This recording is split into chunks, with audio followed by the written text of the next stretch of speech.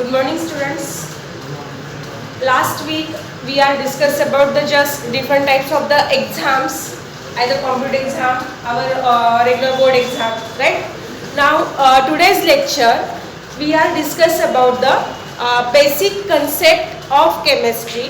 What is the chemistry and different branches of chemistry? Okay, so basic, most important thing, basic concepts in chemistry.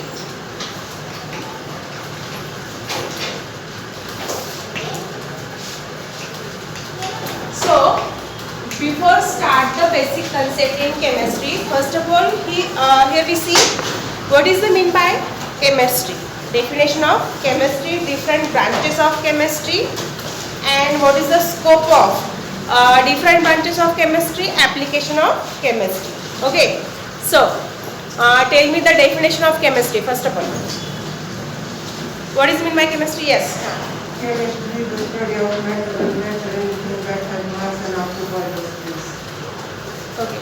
Mass काढू सांग. Chemistry is the study of matter and anything that has mass and occupies the space. Okay. In the chemistry, here we not only studied the matter. Matter ची definition सांगितली, occupies space or volume. But here in the chemistry, we not study only the matter. Okay, in the proper definition of chemistry, yes. Last lecture, I think me explain the definition. Yes. Chemistry is the study of matter and physical and chemical properties and physical and chemical changes undergoes under different conditions. Okay. Chemistry is the branch of science which deals with study of properties of matter, study of properties of matters, then changes, physical and chemical change, physical and chemical change of matter, transformation of energy from one forms to the another form. Okay, transformation of energy from one forms to the another form, and study of chemical reactions, study of chemical reactions. These are known as the chemistry. These are all included in the chemistry. Right? समजलं chemistry मध्ये आपण नेमकं काय काय study करायचे. Then chemistry, here there are mainly 4 branches of chemistry. That is physical chemistry,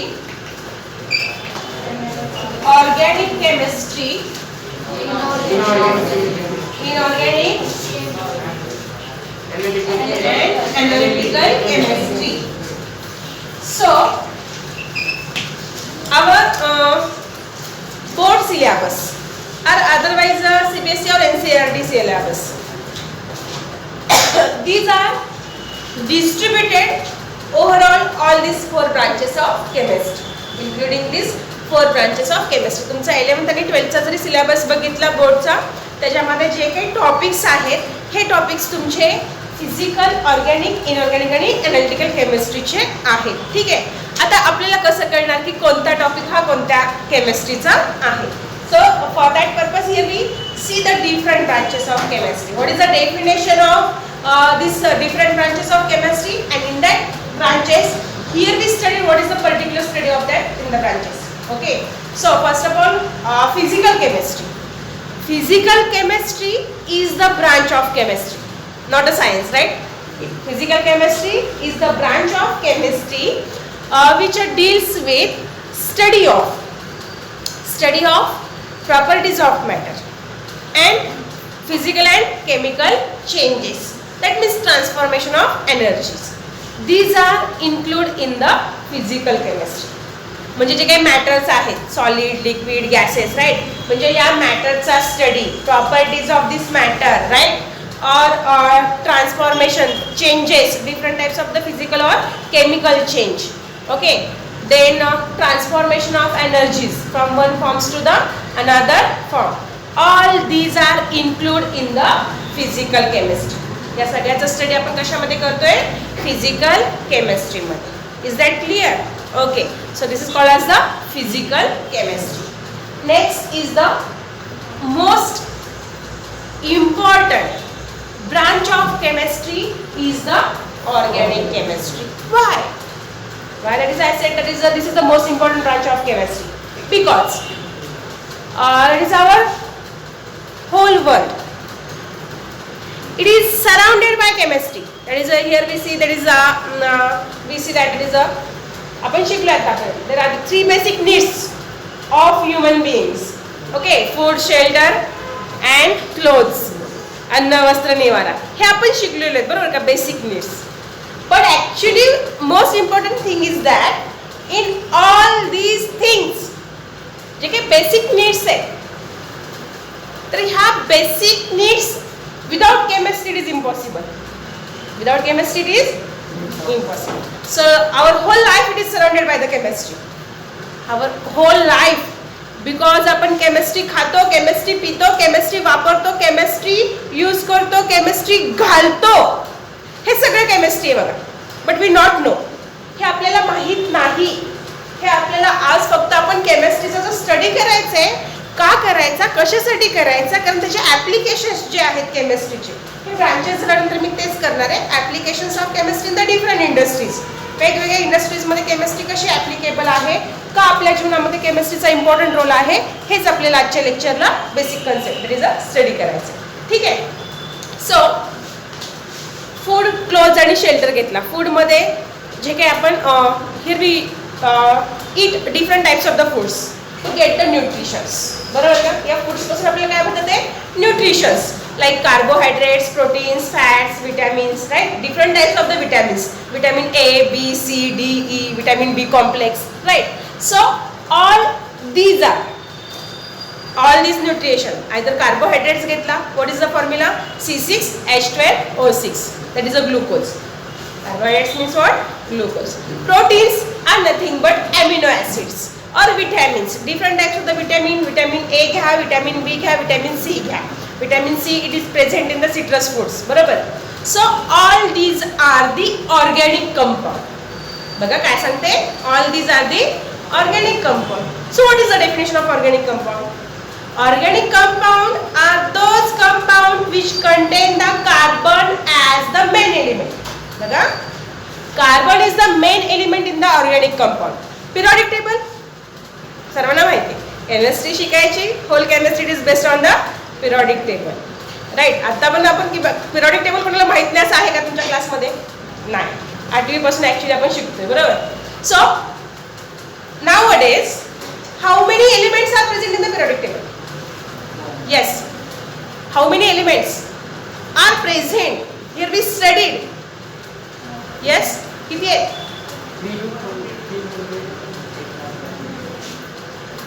किती? Right, 118 elements. Before here in the last 2-3 years there are 105 elements.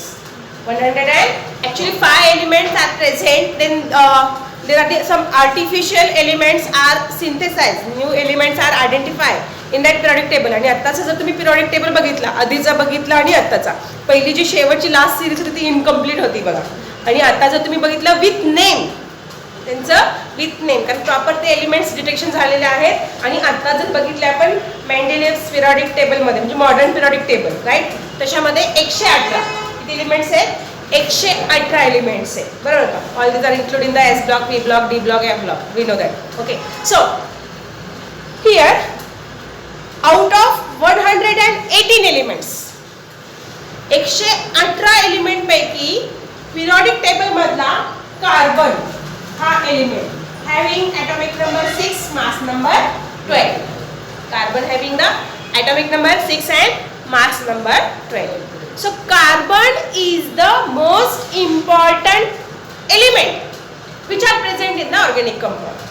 Organic compound म्हटलं की कार्बन आला. आणि मग कार्बन सोडून जे काही अदर एलिमेंट्स असतात, लाईक हायड्रोजन, ऑक्सिजन, नायट्रोजन और halogens. These are present with the carbon atom, along with the carbon atom, right. म्हणजे काही ऑर्गॅनिक कंपाऊंड्स असे की त्याच्यामध्ये हायड्रोजन सुद्धा नाही, फक्त आणि फक्त कार्बन आहे, तो ऑर्गॅनिक कंपाऊंड आहे. लाईक ग्राफाइट्स, आपण कार्बनचे वेगवेगळे अलोट्रॉप्स जर बघितले, graphites, fullerenes, only carbon, C60 fullerenes, right. So these are include only and only carbon atom. So those compounds which contain the carbon atom along with the other elements like hydrogen, oxygen, nitrogen, these elements, these compounds are called as the organic compound. And organic chemistry is the most important branch of chemistry which deals with the study of organic compounds. Organic chemistry मध्ये आपण कशाचा study करतो? Organic कंपाऊंड्सचा. Already तुम्ही 10th ला पण study केलेलाच आहे. Alkane, alkenes, alkynes, aromatic compound that is a benzene. या सगळ्यांचा तुम्ही स्टडी केलेला आहे बरोबर का? अल्केन तुम्ही जर जनरल मॉलिक्युलर फॉर्म्युलाज बघितला अल्केनचा तर काय आहे? CN2H2n+2 म्हणजे त्याच्यामध्ये कार्बन आणि हायड्रोजन असतो. अल्केन घेतला किंवा अल्काइन घेतला तर काय असतो? कार्बन आणि hydrogen. So that compounds are called as the hydrocarbons. त्याला काय म्हणतात? Hydrogen plus carbon that is hydrocarbons. Study of hydrocarbons 10th ला ऑलरेडी स्टडी केलेला आहे. अल्केन केला, अल्किन केला, अल्काइन्स केला. These are the organic compound. हे काय आहे? Organic compounds, right? And the study of this organic compound it is the most important because मी आता सांगितलं की whole our life it is surrounded by the organic compounds, right? सगळी life आपली कशाने सराउंड झालेली आहे? Organic compound. ते आपल्याला आणखी इन डिटेल मध्ये स्टडी करायचे. ठीक आहे. मग आता बघा नेक्स्ट ब्रांच आहे केमिस्ट्रीची, ती म्हणजे inorganic chemistry. Inorganic chemistry is the branch of chemistry which deals with compounds accepting carbon atom. Compounds accepting carbon atom म्हणजे पिरियॉडिक टेबल मधले 118 एलिमेंट्स आहेत. यातला जर फक्त कार्बन सोडला तर राहिलेल्या सगळ्या एलिमेंटचा स्टडी. 118 एलिमेंट्स फक्त कार्बन सोडून या सगळ्या एलिमेंटचा स्टडी आपण कशामध्ये करतोय? इनऑर्गॅनिक केमिस्ट्री मध्ये. इनऑर्गॅनिक केमिस्ट्री तुमच्या टॉपिकचे नावच असतात ते एस ब्लॉक एलिमेंट म्हणजे S block element, P block element, D block elements किंवा एफ ब्लॉक एलिमेंट हे सगळे कशामध्ये स्टडी करतो आपण?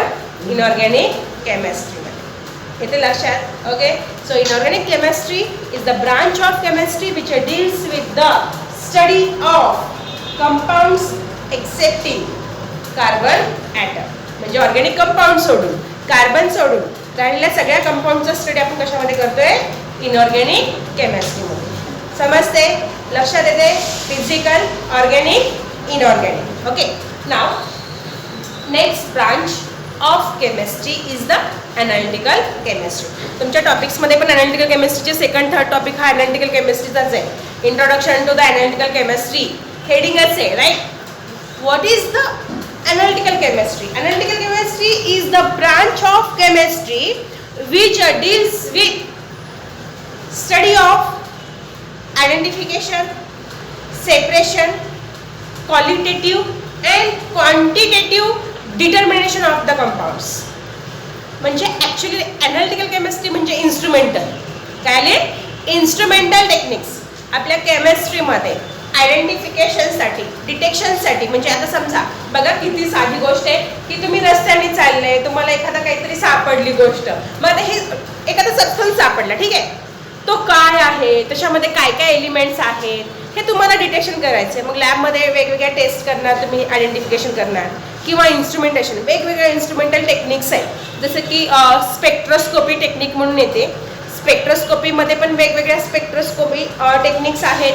UV spectroscopy, IR spectroscopy, NMR किंवा मास किंवा आणखीन फोटो केमिस्ट्री येते. अशा वेगवेगळ्या का तर या वेगवेगळ्या इंडस्ट्री असतात म्हणजे फार्मास्युटिकल इंडस्ट्री, ॲग्रिकल्चर इंडस्ट्री. त्या वेगवेगळ्या इंडस्ट्रीजमध्ये हे जे कंपाऊंड सिंथेसाइज झाल्यानंतर त्याची प्युरिटी चेक करण्यासाठी, त्याचा डाटा चेक करण्यासाठी, त्याचा ग्राफ बार चेक करण्यासाठी हे इन्स्ट्रुमेंटेशन टेक्निक. बरोबर. तुमच्या जर तुम्ही मेन कोणतीही तुम्ही इंडस्ट्रीज घेतली तर त्या इंडस्ट्रीजमध्ये ॲक्च्युली 2 डिपार्टमेंट्स असतात. एक क्वालिटी कंट्रोल असतं आणि दुसरं R&D असतं, research and development, R&D department. तर ॲक्च्युली रिसर्च अँड डेव्हलपमेंट या डिपार्टमेंटला सगळे इन्स्ट्रुमेंटेशन्स असतात आणि त्याच्यावर त्या सबस्टन्सचं काय केलं जातं? सगळं सेपरेशन, आयडेंटिफिकेशन, प्युरिफिकेशन सगळं चेक केलं जातं. ठीक आहे. म्हणजे एखादा काय म्हणतात त्याला टॅबलेट, तुम्ही एखादा ड्रग्स ॲक्च्युली ड्रग्स म्हटलं की आपल्या डोळ्यासमोर ड्रग्स म्हटलं की फक्त आणि फक्त नार्कोटिक्स ड्रग्ज येतात ते कोकेन काय मॉर्फिन वगैरे अशा टाईपचे ड्रग्स तुमचे येतात. पण drugs it is not only narcotics drugs, our pharmaceuticals, tablets, right, these are also known as the drugs. आपले मेडिकल दुकानला नावच असतं ते केमिस्ट अँड ड्रगिस्ट, बरोबर का, केमिस्ट अँड ड्रगिस्टचं नाव असतं. म्हणजे तिथं काय असतं, ड्रगिस्ट मीन्स ह्याचे वेगवेगळे ड्रग्ज आहेत ॲक्च्युली. तर याच्यामध्ये एखादा ड्रग तुम्ही तयार केल्यानंतर त्याचं ॲनालिसिस करण्यासाठी जे वेगवेगळे इन्स्ट्रुमेंटल टेक्निक्स वापरले जातात आहे, तर या इन्स्ट्रुमेंटल टेक्निकचा स्टडी आपण कशामध्ये करतोय, ॲनालिटिकल केमिस्ट्रीमध्ये. आयडेंटिफिकेशन असेल त्याचं क्रोमॅटोग्राफी टेक्निक म्हणून येते. क्रोमॅटोग्राफी पण मध्ये TLC, thin layer chromatography, paper chromatography आहेत तुम्हाला याच्यामध्ये. पेपर दुसऱ्या तिसऱ्या टॉपिक्समध्ये पण आहेत ते पेपर क्रोमॅटोग्राफी, TLC वगैरे. तर याच्यामध्ये तुम्हाला हे वेगवेगळे इन्स्ट्रुमेंटेशन वापरून वेगवेगळे टेक्निक्स वापरून तो कंपाऊंडचं आयडेंटिफिकेशन करायचं, नंतर तो सेपरेशन करायचा किंवा त्याचं क्वालिटेटिव्ह किंवा क्वांटिटेटिव्ह डिटर्मिनेशन. क्वालिटेटिव्ह म्हणजे काय, तर आता ॲक्च्युली बघा, for example we know that milk contain lactose. मिल्कमध्ये काय असतं, लॅक्टोज असतं. मग आपण 500 ml ची दुधाची पिशवी आणली, मग 500 ml मिल्कमध्ये किती ग्रॅम लॅक्टोज असतं. म्हणजे आधी आपल्याला काय करायला पाहिजे, मिल्कमध्ये लॅक्टोज आहे हे आधी डिटेक्शन करावं लागेल. म्हणजे लॅबमध्ये एक पर्टिक्युलर त्याची काय करावं लागेल, आपल्याला टेस्ट घ्यावी लागेल, प्रिलिमिनरी टेस्ट, आणि त्याच्यानुसार त्याच्यामध्ये लॅक्टोज आहे का नाही हे आधी आयडेंटिफिकेशन करावं लागेल. नंतर त्या मिल्कमधनं लॅक्टोजचं काय करायचं, सेपरेशन करायचं. म्हणजे मिल्कमधला बाकीचे सगळे कंटेंट बाजूला, आणि फक्त आपण काय केलं, एक टायट्रेशन मेथडनं त्यातनं फक्त लॅक्टोज कंटेंट काय केलं, बाजूला काढलं. काय केलं, लॅक्टोज बाजूला काढलं, राईट. म्हणजे काय केलं, आयडेंटिफिकेशन करणं म्हणजे क्वालिटेटिव्ह. काय झालं, क्वालिटेटिव्ह. त्याच्यामध्ये काय काय आहे हे शोधणं म्हणजे क्वालिटेटिव्ह. आणि क्वांटिटेटिव्ह अनालिसिस म्हणजे काय, how much amount of substance present in the given compound. How much amount म्हणजे क्वांटिटी काढतोय, 500 ml मध्ये किती आहे, किंवा पाण्यामध्ये असतं, क्लोराइड्स असतात, कार्बोनेट्स असतात, बायकार्बोनेट्स असतात, आयन्स पाण्यामध्ये, त्याचं वॉटर ॲनालिसिस करणं. वॉटर ॲनालिसिस म्हणजे आधी आयडेंटिफिकेशन करणं, त्या पाण्यामध्ये काय काय आहे त्याचं सेपरेशन करणं, बरोबर का, डिटेक्शन करणं, आणि मग किती पाण्यामध्ये किती ग्रॅम आहे हे काय करणं, क्वांटिटेटिव्ह डिटर्मिनेशन. ते काय झालं, quantitative analysis. So all these study are include in the analytical chemistry. याचा स्टडी कशामध्ये केला होतो, ॲनालिटिकल केमिस्ट्रीमध्ये. ओके, इज दॅट क्लिअर, लक्षात आलं. फिजिकल, ऑर्गॅनिक, इनऑर्गॅनिक आणि ॲनालिटिकल. तर तुमच्या टेक्स्टबुकमध्ये जे काही टॉपिक्स आहेत तुमचे, या टॉपिक्समध्ये तुम्हाला या मेन 4 ब्रांचेसचा स्टडी करायचा. ओके, फिजिकल, ऑर्गॅनिक, इनऑर्गॅनिक आणि ॲनालिटिकल.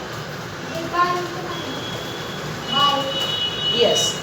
आता मी काय सांगितलं तुम्हाला की या 2 वर्षामध्ये तुम्हाला केमिस्ट्रीचा स्टडी करत असताना या 4 ब्रांचेसचा स्टडी करायचा आहे. बट मी आता तेच नेक्स्ट सांगणार आहे. Chemistry it is not include only these 4 branches. Actually 11th and 12th syllabus is the oriented on the basis of these 4 branches, but we see different branches of chemistry. There are nowadays 15 to 16 4च branches आहेत केमिस्ट्रीच्या. अशा जर तुम्ही हे करायला गेलात branches पाहिलं तर 15-16 branches आहेत. म्हणजे या सोडून केमिस्ट्रीची नेक्स्ट ब्रांच आहेत जसं की म्हटली बायोकेमिस्ट्री. कुठली ब्रांच आहे, बायोकेमिस्ट्री. ॲक्च्युली बायोकेमिस्ट्रीचा स्टडी याच्यामध्ये तुम्ही करत नाही. कशामध्ये, 12th ला तुम्हाला 1-2 टॉपिक्स असतील, एकच टॉपिक आहे बायोमॉलिक्युल्स म्हणून, त्याच्यामध्ये तो आला biochemistry. Okay, biochemistry it is also branch of chemistry in which there is a study of biomolecules. Biomolecules म्हणजे जे कंपाऊंड्स आपल्या बॉडीमध्ये आहेत. बॉडी आले आपलं सजीव आला म्हणजे काय आलं, बायोलॉजी आलं, right. So this is called as म्हणजे कार्बोहायड्रेट्स, प्रोटीन्स, विटॅमिन्स, त्यांचा तुम्ही इन डिटेल स्टडी करणार आहेत बायोमॉलिक्युल्सचा. 12th ला टॉपिक येतो बायोमॉलिक्युल्स म्हणून. तर this are include in the biochemistry. म्हणजे ॲक्च्युली फक्त only or not human beings, म्हणजे तुम्ही ॲनिमल्स जरी घेतले, प्लांट्स घेतले, right, animal, plants, this are the part of biology, right, botany and zoology. Okay, so त्याचा केमिकली स्टडी करणं त्यांचा केमिकली स्टडी करणं, की आपल्या बॉडीमध्ये काय काय आहेत, कुठले कुठले केमिकल्स आहेत, ॲनिमलमध्ये काय आहे, प्लांट्समध्ये काय आहे, मायक्रो ऑर्गॅनिझम्स, त्याच्याशी related chemistry, these are include in the biochemistry. याचा स्टडी कशामध्ये करतो? बायोकेमिस्ट्री. नेक्स्ट ब्रांच आहे polymer chemistry. Polymer chemistry. Polymer chemistry is the branch of chemistry which deals with the study of polymers. Study of polymers. आता polymers म्हणजे काय हे पण आपल्याला नेक्स्ट ज्यावेळेस आपण वेगवेगळ्या इंडस्ट्रीमध्ये मी ॲप्लिकेशन सांगणार आहे त्यावेळेस आपल्याला इन डिटेल स्टडी पॉलिमरचा करायचं आहे, because this is the most important. जसं मी आता सांगितलं की whole world is surrounded by the chemistry. त्याच्यामध्ये ऑर्गॅनिक केमिस्ट्री काय असतात कंपाऊंड सगळे ऑर्गॅनिक केमिस्ट्री आणि ते पण कोणत्या फॉर्ममध्ये असतात? Polymer. So polymer chemistry is the most important part of our nowadays life, right? म्हणजे polymer chemistry branch आहेत या branches सोडून. Biochemistry आहे, analytical chemistry, industrial chemistry. In the industrial chemistry, there are the study of different types of the industry. These are include the different types of the industries including. मग त्या इंडस्ट्रीजचा chemically study करणं. That is known as the industrial chemistry. Environmental chemistry. Environmental chemistry म्हणजे आपण environment आपल्याला माहिती आहे, एन्व्हायरमेंटमध्ये काय आहे ते पण माहिती आहे, पण या एन्व्हायरमेंटचा केमिकली स्टडी करणं. काय करणं? केमिकली स्टडी करणं. That is non as the environmental chemistry. की एन्व्हायरमेंटमध्ये आपण बघतोय की वेगवेगळे गॅसेस आहेत, हे सगळे गॅसेस म्हणजे ते केमिस्ट्री आले. मग हवेमध्ये कुठला गॅस किती कंपोजिशनमध्ये आहे, राईट, किती पर्सेंटमध्ये आहे, nitrogen, oxygen, CO2, NO2, CO, carbon monoxide. Okay, sir वेगवेगळे गॅसेस आहेत, ते कोणता गॅस आहे, किती प्रमाणामध्ये आहे. तुम्ही फक्त एन्व्हायरमेंटमध्ये मग फक्त एअरच येणार नाही, ॲक्च्युली वॉटरचा सुद्धा इन्क्लूड होणार आहे. मग ते वॉटरचा केमिकली स्टडी करणं. These are also include in the environmental chemistry. येते लक्षात. किंवा ड्रग्स केमिस्ट्री तुम्ही घेतला. काय घेतलं? Drugs chemistry. जसं आता मी तुम्हाला सांगितलं ड्रग्स केमिस्ट्रीज म्हणजे फार्मास्युटिकल केमिस्ट्री. ड्रग केमिस्ट्री म्हणजे काय आलं? Pharmaceutical chemistry. Study of the different types of the drugs are include in the drugs chemistry.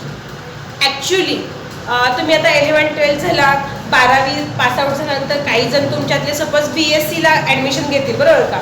मग BScला तुम्ही first year, second year, third year. तुम्हाला थर्ड इयरला जो असतो, फर्स्ट इयरला तुमचे 4 सब्जेक्ट्स असतील, समजा फिजिक्स, केमिस्ट्री, बॉटनी आणि झुलॉजी असेल, तर त्यापैकी मग SY BScला यातला एक ॲटोमॅटिक सब्जेक्ट सोडून द्यावा लागतो. 3 सब्जेक्ट तुम्हाला SYला राहतात.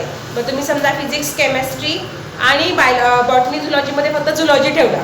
ओके, फिजिक्स, केमिस्ट्री, झुलॉजी ठेवला. पण TYला मात्र तुम्हाला स्पेशलायझेशन राहतं. म्हणजे तुम्हाला 3 पैकी एकच सब्जेक्ट काय करावं लागतं? चूज करावं लागतं.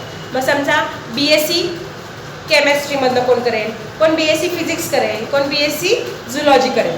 म्हणजे तुम्ही TY BSc केमिस्ट्री पासआउट. जर तुम्ही TY BSc केमिस्ट्री पासआउट झाला तर मुलांसाठी बेस्ट अपॉर्च्युनिटी काय की लगेच या फार्मास्युटिकल इंडस्ट्रीजमध्ये तुम्हाला लगेच जॉब आहे. आफ्टर BSc पासिंग तुम्हाला नाही म्हटलं तरी 15-20 हजार बेसिक मिळतं. तिथून तुमची स्टार्ट होते. आणि BSc वाल्यांना पण तिथे जॉब्स आहेत आणि MSc वाल्यांना पण. म्हणजे सगळ्यात जास्त स्कोप इंडस्ट्रीजमध्ये केमिस्ट्रीचा राहतो. आयदर फिजिक्स किंवा बायोलॉजीमध्ये आपण बघितलं तर जॉब ऑपॉर्च्युनिटीमध्ये केमिस्ट्रीमध्ये बेस्ट आहे. ठीक आहे, म्हणजे ज्यांना पटकन लगेच कुठेतरी जॉब पाहिजे असेल तर अगदी BSc पासआउटमध्ये तुम्हाला लगेच जॉब मिळते. ठीक आहे. आणि त्यानंतर तुम्ही ज्याला MSc करा, MSc केमिस्ट्री केली तर त्या BScपेक्षा वरच्या पोस्टला तुम्ही काय असणार आहे, त्या इंडस्ट्रीजमध्ये, त्या फार्मास्युटिकल इंडस्ट्रीमध्ये तुम्हाला पोस्ट भेटणार आहे ऑब्व्हियसली तुमच्या क्वालिफिकेशननुसार. MSc केमिस्ट्री जर तुम्ही केली, जसं मी आता सांगितलं, ह्याच्या वेगवेगळ्या ब्रांचेस आहेत की नाही केमिस्ट्रीच्या, या कोणत्याही ब्रांचमध्ये तुम्हाला स्पेशलायझेशन करता येतं. MSc केमिस्ट्रीला फर्स्ट इयरला सगळ्यांना सेम सब्जेक्ट्स असतात, फिजिकल, ऑर्गॅनिक, इनऑर्गॅनिक आणि एनालिटिकल. पण सेकंड इयरला MSc सेकंड इयरला मात्र तुम्हाला स्पेशलायझेशन वाईज सब्जेक्ट्स असतात. मग काहींचं ऑर्गॅनिक केमिस्ट्रीमधनं MSc करतील, काही ड्रग्स केमिस्ट्रीमधनं केमिस्ट्री करतील, काही इंडस्ट्रियल केमिस्ट्रीमधनं, पॉलिमर केमिस्ट्रीमधनं, ॲनालिटिकल केमिस्ट्रीमधनं, किंवा आणखीन तुमचं काय म्हणतात त्याला हे पॉलिमर केमिस्ट्री, अशा कुठल्याही स्पेशलायझेशनमधनं तुम्ही MSc केमिस्ट्री करू शकता. लक्षात. And my specialisation is the organic chemistry. Particular आपल्याकडे जे सगळे शिक्षक आहेत बाबस वगैरे, काहींचं फिजिकल आहे, इनऑर्गॅनिक आहे, ॲनालिटिकल आहे, ऑर्गॅनिक आहे, but my specialisation is the organic chemistry. Is that clear? लक्षात आलं? Okay. So this is about the branches. म्हणजे समजलं मला chemistry is divided into different branches. Okay, now here we see the application of the chemistry in different fields or in different industries. की केमिस्ट्रीचा actually study काय करायचंय, कशासाठी करायचंय, की आजपासून तुमचं म्हणजे काय म्हणतात ना, होल लाईफच चेंज झाली पाहिजे. आपण कोणत्याही गोष्टीकडे बघताना त्याचा एक पॉईंट ऑफ व्ह्यू असतो, दृष्टिकोन हा तुमचा बदलला पाहिजे. आणि हे मी आज काय सांगितलं, जसं की आता फॉर एक्झाम्पल आपण फार्मास्युटिकल टॅबलेट्स घरामध्ये सगळ्यांच्या आपण बघतो, डॉक्टर्सकडे जातो, प्रिस्क्रिप्शन देतो, गोळ्या आणतो, खातो आणि लगेच बरे होतो. पण काय असतात ते टॅबलेट्स असतात, म्हणजे काय देतात, ते जे टॅबलेट असते ना, ते गोळी कोणतीही तुम्ही घेतली त्याच्यावर त्या गोळीचं नाव असतं आणि त्याच्यानंतर त्याचं हे दिलेलं असतं इन्ग्रेडियंट्स किंवा कंपोजिशन. अगदी तुम्ही वेपरचं पॅकेट जरी आणलं तरी त्याच्यावर दिलेलं असतं इन्ग्रेडियंट्स. ओके, मॉर्टिन आणलं तुम्ही, कॉईल आणली त्याच्यावर पण असतं इन्ग्रेडियंट्स. म्हणजे असं कुठलाही घटक नाही बरोबर की त्याच्यामध्ये इन्ग्रेडियंट्स दिलेले नसतात. मग हे आजपासून थोडंसं बघत, काही वस्तू आणली घरामध्ये बरोबर का, फिनेल जरी आणलं तरी प्रत्येक गोष्टीवर जे इन्ग्रेडियंट्स असतं ते वाचायला शिका. त्याच्यामुळे आपल्याला एक्स्ट्रा नॉलेज ऑफ केमिस्ट्री कळतं की ॲक्च्युली कशामध्ये काय काय घटक आहेत ते. ओके, आता सगळ्यात महत्त्वाचं application of chemistry in different industry. We see the application first of all in food industry. Actually food इंडस्ट्रीमध्ये जर केमिस्ट्रीचे ॲप्लिकेशन्स बघितले आपण, so in the food industry, आता ॲक्च्युली मी आत्ताच तुम्हाला सांगितलं की फूडमध्ये आपण घरामध्ये जे काही फूड्स जे आपल्याला मिळतं ते प्लांट्सपासून मिळतं बरोबर का. डाळी, कडधान्य, ज्वारी, बाजरी, नाचणी किंवा तुमचे वेगवेगळ्या टाईपचे पालेभाज्या असतील, फ्रूट्स असतील, हे सगळं आपण ॲक्च्युली डाएट घेत असताना आपण बघा सांगतो आपण नेहमी कसं असायला पाहिजे, बॅलन्स्ड डाएट. डाएट कसं पाहिजे आपला, डाएट हा बॅलन्स पाहिजे. म्हणजे एक नुसतं भात तर भातच खायचा किंवा डाळी तर डाळीच खायची असं नाही कोय. कारण हे सगळे घटक खाल्ल्यानंतरच आपल्याला बॉडीसाठी जेवढे काही न्यूट्रिशन्स हवे असतात ते आपल्याला मिळतात. म्हणजे बघा काही जण कडधान्य नाहीच खाल्ले, त्याच्यामध्ये आपल्याला विटॅमिन बी प्रोटीन्स मिळतात आणि विटॅमिन बी कॉम्प्लेक्स हे जास्तीत जास्त तुम्हाला कडधान्यांमधून मिळतं.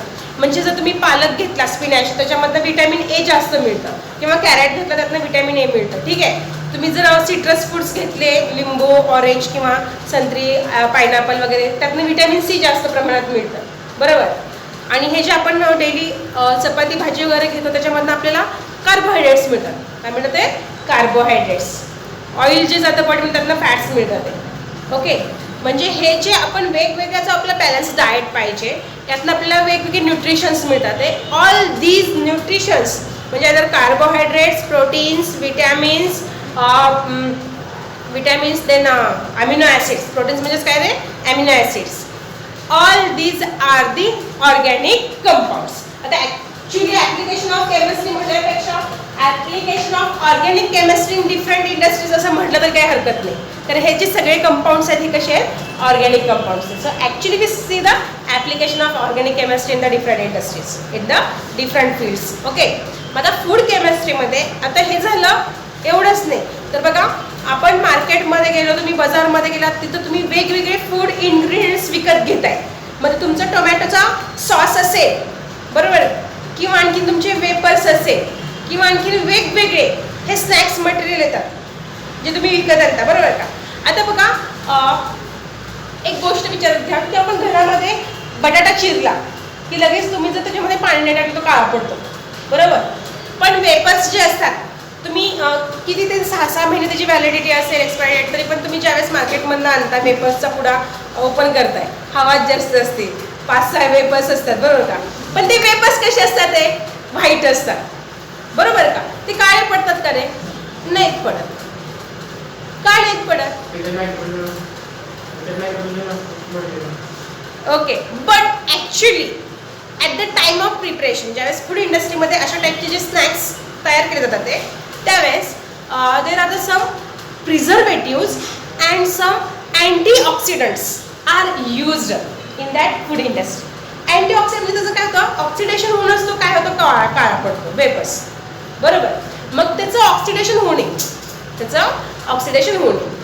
त्यामुळं या स्नॅक्स मटेरियलमध्ये अँटीऑक्सिडंट यूज केलं होतं, BHT वगैरे, ब्युटाइलेटेड हायड्रॉक्साइड नावाचं एक केमिकल यूज करून हा काय करतो, as a role of preservative antioxidant.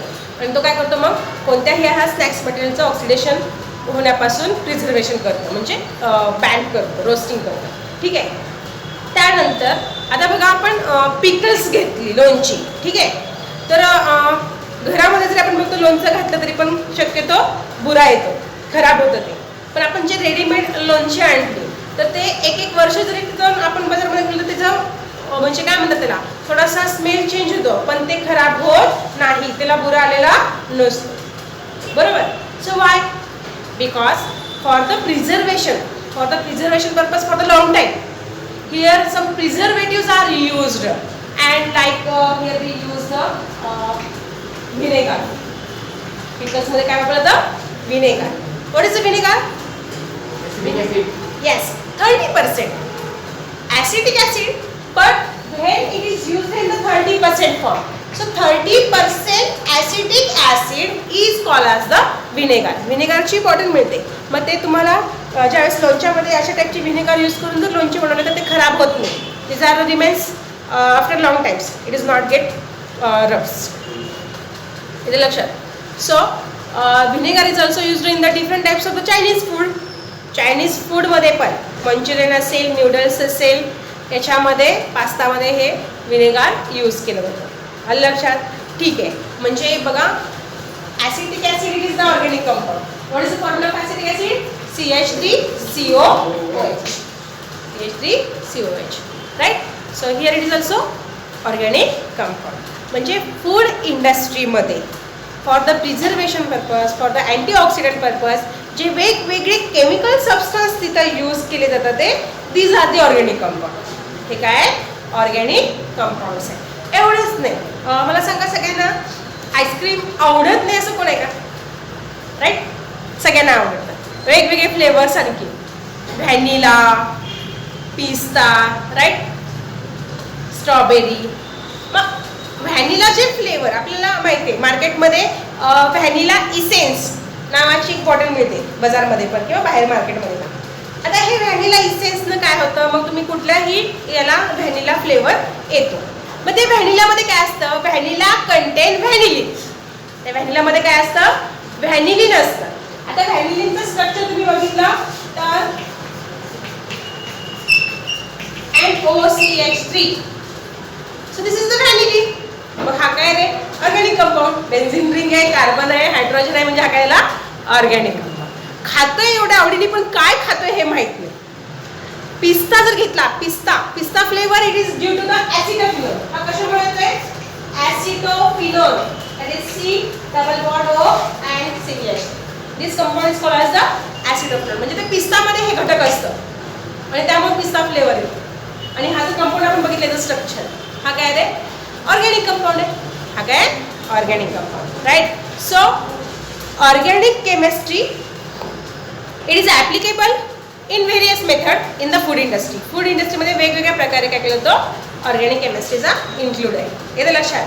ठीक आहे. After the food industry we see polymer industry. Second the polymer industry. त्या पॉलिमर इंडस्ट्रीमध्ये केमिस्ट्री कशी ॲप्लिकेबल आहे. ठीक आहे. तर मी आत्ताच जसं सांगितलं की आपण whole life it is surrounded by the polymer. We eat polymer, we drink polymer, we wear polymer, we use polymer. बघा प्रत्येक गोष्टीमध्ये पॉलिमर आहे. आता पॉलिमर म्हणजे काय हे समजून घेऊया आधी.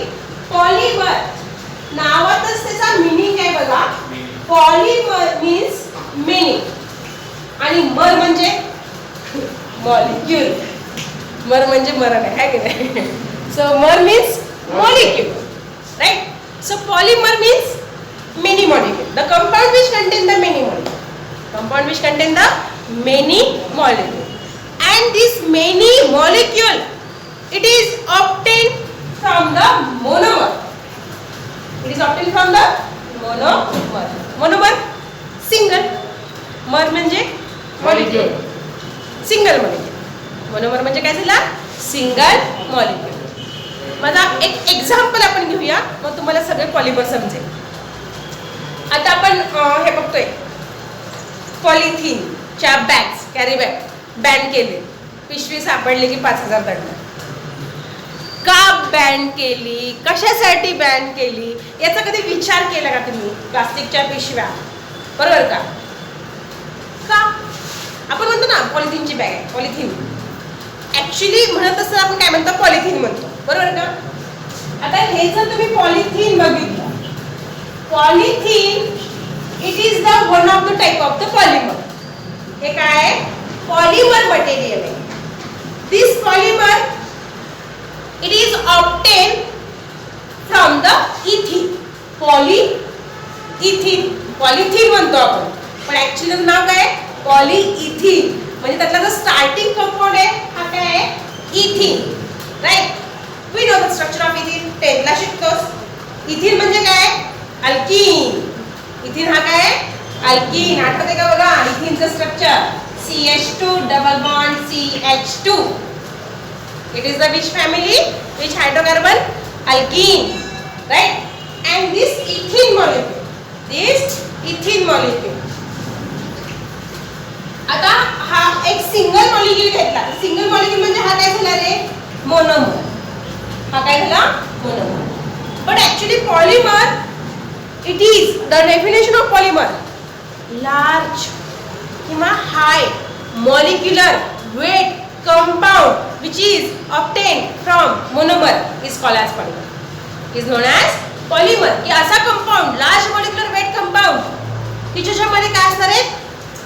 which is obtained from the monomer, that is called as the polymer. म्हणजे जसं आपण तुम्ही बॅलन्स केमिकल रिएक्शन शिकलात, एखादी केमिकल रिएक्शन लिहित असताना तुम्ही त्याच्यामध्ये नंबर ऑफ मोल्स लिहिताय रिएक्टंटचे 1 2 3 4. ओके. बट इथं पॉलिमर मध्ये हा जो मोनोमर असतो त्याच्या आपण 1 2 3 4 5 असे मॉलिक्यूल न यूज करता here we use the nth number of molecules. काय यूज करतो आपण? nth number of molecules of this monomer is used, and this nth number it may be either in 100, 1000, 10,000 or it may be also lakhs. हा जो n number असतो ना हा वेगवेगळ्या polymer मध्ये हा नंबर डिफरंट असतो. आयदर 100 पासून ते लाखापर्यंत हा नंबर चेंज होतो, बरोबर. मग आता बघा हा जो इथिन मॉलिक्यूल आहे, ज्यावेळेस आपण त्याचे nth मॉलिक्यूल यूज करतात, it undergoes polymerisation. It undergoes polymerisation. आणि ज्यावेळेस त्याचं पॉलिमरायझेशन होतं तर काय होणार आहे मग? CH2 CH2 CH2 CH2 CH2 at nth number of times. आता ऍक्च्युअली कसं होतं बघा हे युनिट तयार. सपोज हा आपण एक इथिन मॉलिक्यूल घेतला, हा दुसरा इथिन मॉलिक्यूल, हा तिसरा इथिन मॉलिक्यूल, ठीक आहे, असे घेतले. मग काय होणार आहे? हा इथिन मॉलिक्यूल याच्याबरोबर बॉन्डिंग तयार करेल आणि मग यांच्यामध्ये काय तयार होईल? Covalent bond. हा मॉलिक्यूल CH2 याच्याबरोबर बॉन्डिंग तयार करेल, काय तयार होईल? कार्बन कार्बन मध्ये सिंगल बॉन्ड म्हणजे कोव्हॅलेंट बॉन्ड तयार होईल. आणि in such that there is a straight chain molecule. आता 2 घेतल्या, 3 घेतले तर काय तयार झालं? CH2 CH2 CH2 CH2 CH2 CH2 असे किती घेतले? n. किती येणार आहे? Long linear chain. CH2 CH2 CH2 CH2 CH2 n. म्हणजे हे जे युनिट आहे इथं आपण जेवढे नंबर्स घेणार आहेत तेवढ्या टाइम हे युनिट काय होणार आहे? रिपीट होणार आहे. काय होणार आहे? रिपीट होणार आहे. That is a repeating unit. हे काय असणार त्याच्यामध्ये? Repeating unit, right. आणि मग या इथिन पासून हा जो मॉलिक्यूल तयार होणार आहे त्याला म्हणतो आपण पॉलिथिन. म्हणजे प्लास्टिकच्या पिशवीचं हे स्ट्रक्चर आणि तुमच्या प्लास्टिकच्या बकेटचं पण हे स्ट्रक्चर. मग बकेटच्या घरामध्ये आपण प्लास्टिकची यूज करतोय त्याच्यामध्ये आणि कॅरी बॅग मध्ये किती फरक आहे? कारण हे जे पॉलिथिन मटेरियल आहे याच्यामध्ये on the base of number of मोल्सवर त्याचं परत डिवायडेशन केलेलं आहे. Low density polythene, high density polythene, म्हणजे आपण बघतो कॅरी बॅग्समध्ये पण वेगवेगळ्या कॅरी बॅग्स आहेत, बॉटल्स आहेत. मग त्याची जी HDPP व्हॅल्यू असते, मोनोमर्सची संख्या असते, त्याच्यानुसार त्याच्या आतले जे आहेत हे बॅन केलेले आहेत आणि त्याच्या जे वरचे आहेत त्याच्यावर दिलेलं आहे बघा शासनाने तेवढे पॉलिमर मटेरियल म्हणजे पॉलिथिन मटेरियल चालतात आता सध्या. आलं लक्षात? ठीक आहे. म्हणजे आता पण आपण पॉलिथिन वापरत होतो, काय वापरलं हे कळलं. ठीक आहे. आता हे तुम्हाला वरती हे दिसते ना, PVC पट्टी दिसते बघा, ते कोटिंग केलेली वायरला. ही पट्टी आहे की नाही? कशाची पट्टी आहे? PVC म्हणतो आपण, PVC ची पट्टी किंवा PVC पाईप्स. आपण ड्रेनेजसाठी, वॉटरसाठी किंवा मोठ्या मोठ्या याच्यामध्ये गटरीमध्ये काय केलं तर PVC पाईप्स वापरले जातात, ते बरोबर का? What is the PVC? नुसतंच ऐकतो आपण PVC पाईप्स घ्यायचे, PVC पाईप्स आणायचे, ही PVC पट्टी बघतो. याचं स्ट्रक्चर काय आहे? PVC, yes, long form of PVC.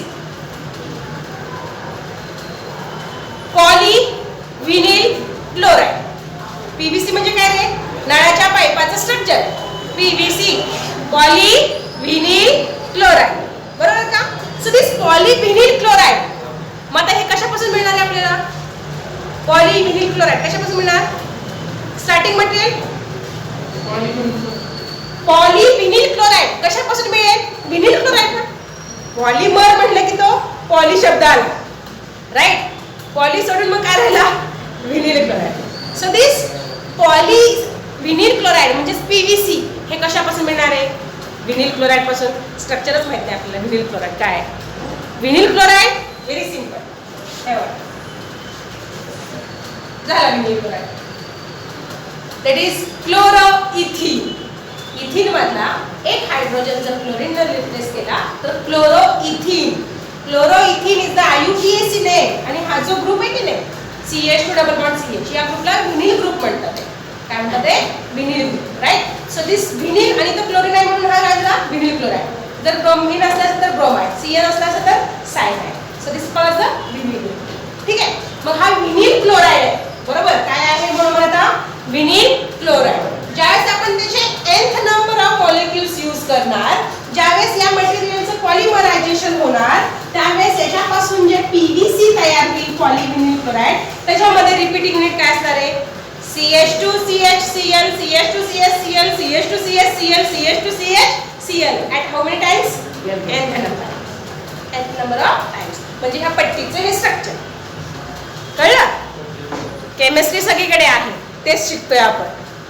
So this is called, म्हणजे तर मला सांगायचं काय की पॉलिमर तुमच्या डोक्यात आलं. पॉलिमर म्हणजे काय? आता अशा टाईपचे पॉलिमर म्हणजे आपण तुमच्या पाण्याची बॉटल असेल ते पण प्लास्टिक मटेरियल आहे, ते पॉलिमर आहे.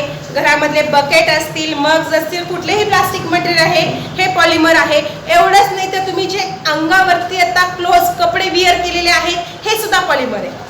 कारण की आपण जे पॉलिमर ॲक्च्युली जे क्लोथ्स यूज करतो, आयदर ते कॉटनचे असतील, लिननचे असतील, रेयॉनचे असतील, नायलॉनचे असतील, ओके, वेगवेगळ्या याचे आपण साडीमध्ये सिल्क साडी वगैरे, ठीक आहे, हे सगळे जे मटेरियल आहे क्लोथमध्ये पण this are the polymer material. This are the polymer. आता पॉलिमर म्हणजे काय? Next application textile. Application of organic chemistry in which industry? Textile industry. Textile इंडस्ट्रीमध्ये काय केलं तर मॅन्युफॅक्चरिंग ऑफ क्लोथ्स. काय केलं तर क्लोथचं मॅन्युफॅक्चरिंग हे टेक्सटाईल इंडस्ट्रीमध्ये तयार केलं जातं. आता क्लोथ्स म्हणलं की आपल्याला कॉटनचे कपडे घालायचे तेवढे माहिती आहेत. कपडे म्हणतो आपण, हे म्हणतो ना आपण मार्केटमध्ये विकत घेतल्यानंतर प्युअर कॉटन आहे का विचारतो कस्टमर, बरोबर का? त्या दुकानदाराला मिक्स आहे बरोबर का पॉलिस्टर आहे का टेरिकॉट आहे विचारतो.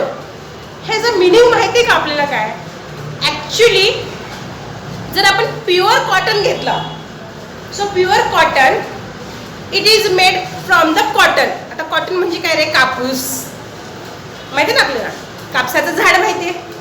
मग हे जे कॉटन आहे, कॉटनमध्ये जो काही केमिकल कंपाऊंड आहे त्या कॉटनमध्ये एक मॉलिक्यूल नसतो कॉटनच्या, मेनी मॉलिक्युल्स असतात. ते मेनी मॉलिक्यूल म्हणजे तो पॉलिमर झाला.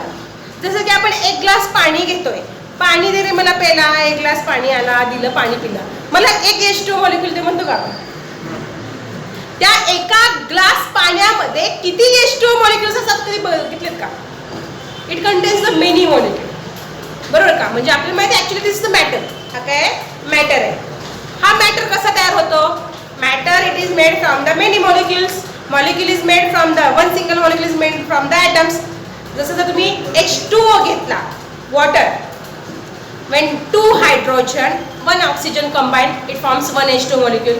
आणि ज्यावेळेस असे असंख्य H2 molecule by hydrogen bonding एकमेकाला जॉईंट होतात त्यावेळेस तुमचा मॅटर तयार होतो, म्हणजेच पाणी तयार होतं. बरोबर? म्हणजे हे सुद्धा काय झालं? पॉलिमर. पाणी पितो. Green chemistry, right? It is also polymer. Okay. आता बघा, टेक्सटाईल इंडस्ट्रीमध्ये जे काही आपण वेगवेगळे क्लोथ्स तयार केले जातात, म्हणजे कसे केले जातात बघा.